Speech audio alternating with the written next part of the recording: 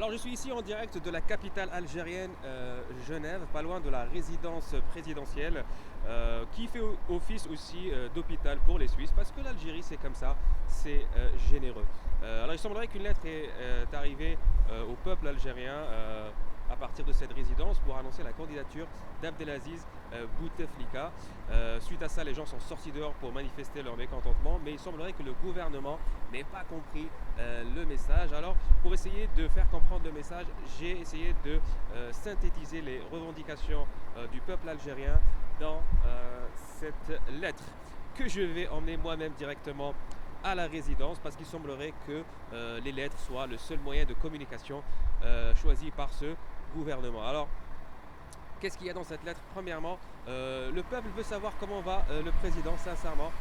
Voilà, ils s'inquiètent, ils appellent, ils veulent savoir s'il a besoin voilà, de quelque chose là-bas, s'ils peuvent envoyer des légumes, des bananes, des fruits, des gâteaux, parce qu'ils sont comme ça, ils ont le cœur sur la main, et ils ne sont pas contre le président, ils sont contre tout un système, tout un clan, les frères, les amis, ceux qui étaient là au début, qui maintenant essaient de gratter avec la manif. Le peuple sait qui est qui, ne vous inquiétez pas, hein, les Haddad, le mec qui a appris le français à Drancy avec l'imam Chalgoumi, Ahmed ou Yahya, toujours dans l'ambiguïté, on ne sait pas trop, il dit quelque chose, après son contraire. Déjà même le nom il n'est pas clair, Ahmed ou Yahya, il faudra choisir Ahmed ou Yahya, il ne faut pas rester dans le flou comme ça. Et aussi les gens veulent savoir qui écrit ces lettres, parce que voilà, on ne sait pas, est-ce qu'il y a moyen de faire un petit selfie, une petite vidéo pour clarifier les choses. Deuxième point, les candidats. Beaucoup de questions sur ces candidats. Il y a des gens qui ont des pouvoirs magiques. Rachid Nekaz, il est là, tac, mécanicien, il se transforme. Problème de tuyauterie, tac, Rachid Nekaz, plombier. Alors c'est très efficace quand on a des travaux à la maison, mais là on cherche un président. C'est un peu plus compliqué. Il y en a qui disent c'est la même personne, c'est juste qu'il a changé un peu. C'est vrai parce que voilà, il sort beaucoup, il se fait tabasser, il a changé physiquement. Alors moi, je pense pas, parce que il a quelque chose de très spécifique. Pour le reconnaître, très facile, une astuce, il est tout le temps enrhumé. On ne sait pas pourquoi, tout le temps enrhumé. Alors, il a été condamné à rester chez lui pendant 6 jours. Je pense qu'il aurait dû profiter pour prendre une tisane, prendre un Fervex, un Doliprane, se moucher, il faut trouver une solution.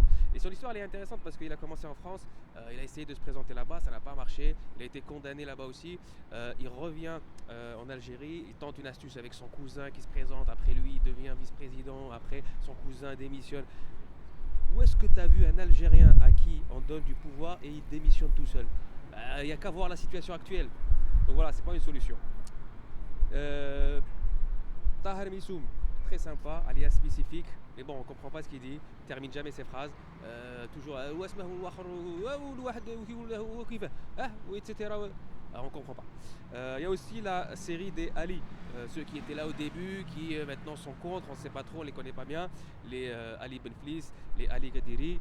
Mais le peuple algérien, lui, il veut Ali Lozic. Quand on voit les slogans, quand on voit ce qu'ils chantent dans les rues, tu as l'impression d'assister à un derby et que le gouvernement, à la fin, il va descendre en D2, en deuxième division.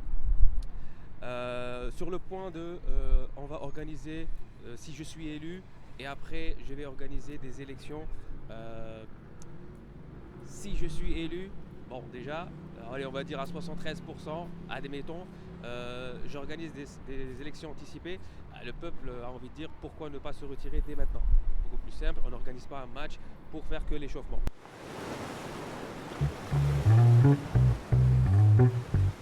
Warenation.com.